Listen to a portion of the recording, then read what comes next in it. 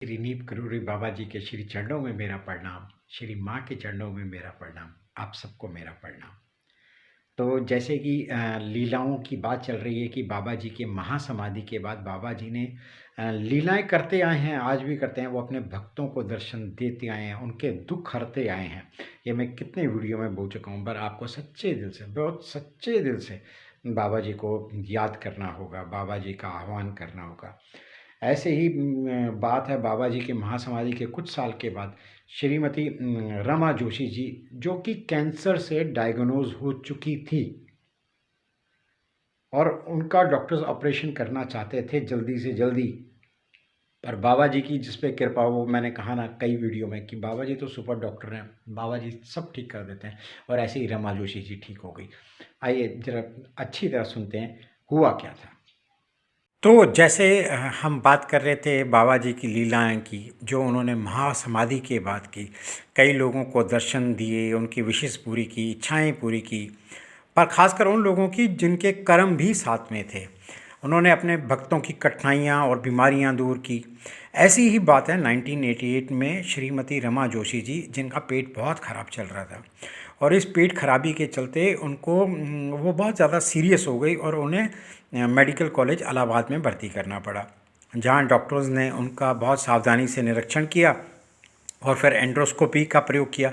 एंड्रोस्कोपी वो प्रोसेस है जिसमें डॉक्टर ये जान पाते हैं कि पेट के अंदर क्या खराबी है। सारे डॉक्टर्स ने मान लिया या पता लगा लिया कि ये कैंसर है और बायोप्सी भी की। जो डॉक्टर नथानी ने वो ऑपरेशन करना था, वो चाहते थे कि ऑपरेशन जल्दी हो। नेचुरली सारा परिवार चिंतित था इस ऑपरेशन को लेकर। खासकर इनके पति तो बाबा जी के बहुत बड़े भक्त थे। उन्होंने बाबा जी से प्रार्थना की, यहाँ तक कि बाबा जी को पत्र भी भेज दिए। उधर डॉक्टर नथानी को इलाहाबाद जाना पड़ा कुछ अर्जेंट काम से, जिससे कि ऑपरेशन 4 दिन के लिए आगे बढ़ गया। इधर श्री रमा के जो भतीजे थे, उन्होंने सपने में देखा कि बाबा जी ना मार्बल, वो जो हम बचपन में खेला करते थे ना, पता नहीं आप लोगों ने खेले कि नहीं, कंचे होते थे, कंचे, वो कंचे खेल रहे हैं। उन्होंने देखा कि बाबा जी कंचे खेल रहे हैं, पर वो कंचों को अपनी पीठ के पीछे फेंक रहे हैं, ना कि आगे। उनके भतीजे ने परिवार को ये सपना बताया कि मेरे को ऐसा ऐसा स्वप्न आया। परिवार तो स्वप्न का मतलब नहीं समझ सका कि इसका मतलब क्या होगा, पर श्रीमती रमा जी की सेहत में बड़ा कमाल का इम्प्रूवमेंट होने लगा। और 4 दिन बाद डॉक्टर नथानी आए तो उन्होंने हेल्थ इम्प्रूवमेंट देखी तो उन्हें विश्वास नहीं हुआ। उन्होंने दोबारा एंडोस्कोपी की तो सब हैरान रह गए। जहाँ उन्हें कैंसर का एक कण भी नहीं मिला। रमा जी हॉस्पिटल से डिस्चार्ज हो गई, स्वस्थ हो गई। अब आप बताएं, ये बाबा जी की लीला थी। ये परिणाम है बाबा जी की श्रद्धा भाव से याद करने का। कैंसर तो क्या, बाबा मृत को भी वापस ले आते हैं। बाबा जी के इस चैनल को सब्सक्राइब करें।